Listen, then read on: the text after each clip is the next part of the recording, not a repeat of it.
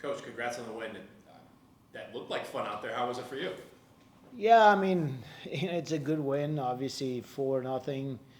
They were a little unlucky getting a red card, very early in the game, and that kind of put us in the driver's seat, so to say. But our play in the first half, I wasn't happy with, to be honest with you, and we made some adjustments in the second half in our formation, and they gave us a little bit more of the ball and not turning it over so much. And we dictated from there, and then their chances were just very limited, if any. So, gotta congratulate the girls.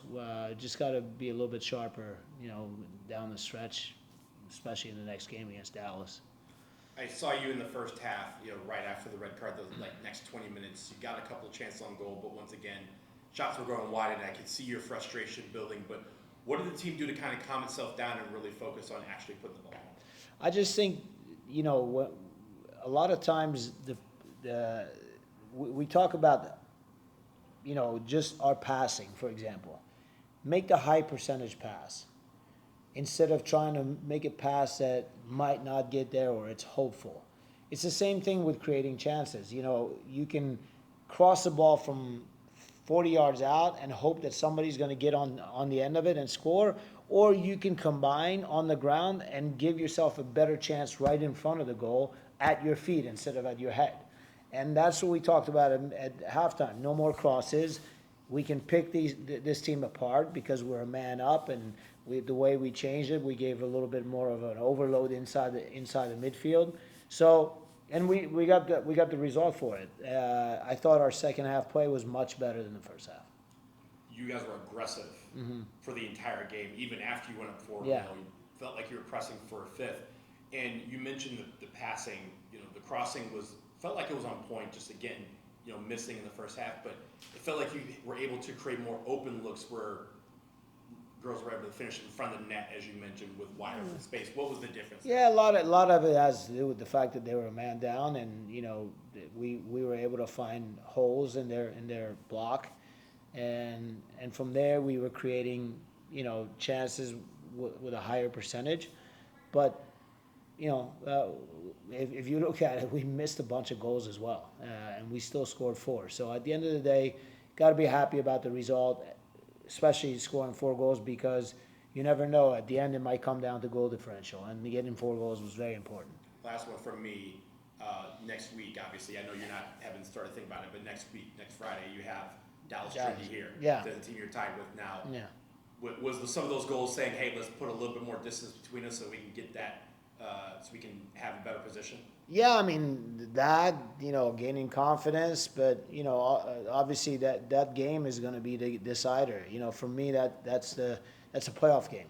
They're tied with us. They play a game before they play us, but at the same time, that game, if we can put ourselves ahead with a win against our head-to-head rival, I think it puts us in the driver's seat going into the last 2 games of the season. Thanks, Coach. Yeah. And Coach, great win tonight. Thank you. What was the main focus of the team went into today's game compared to the other games? Just being mentally strong and dealing with adversity, because sometimes we may miss a pass, we may miss a chance to score a goal. There's nothing we can do about what's happened. So you got to put that in the past and think about the next action, and really try to connect your next pass or score your next chance in front of the goal. So the mentality has to be one that we're tough. We can deal with adversity whenever it happens, even if we go down a goal. Can we get together and come back and push our effort to a higher level? One thing I've been talking to the girls about is, the mentality and the fact that the effort is in our hands. It's something that we can control.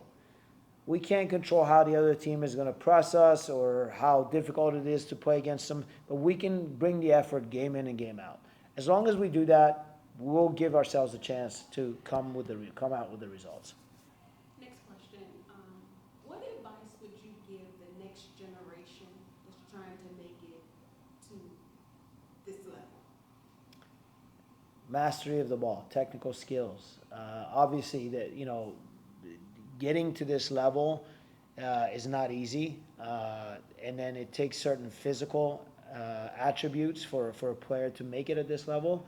But the ones that stay here and have a long career are the ones that are just comfortable on the ball. They can play with ease. They can play simple. When it's needed, they can take somebody on. So that all comes down to how comfortable you're on the ball. And what do you look for in a player that's trying to make it on your team? I have to look at all facets of a player, from a physical standpoint, from a technical standpoint, the mentality that we just talked about. All those, it's just like a holistic approach in terms of, okay, does a player have all these attributes? And when they have it, you have a good player. When you have a player that's physical, mentality is good, but she lacks the technical ability, then somewhere along the line, something's going to miss, and therefore you have to look at all aspects of a player. The decision making, when they receive the ball, are they always finding solutions? Are they always making the right decisions? Those are the things that we have to look at.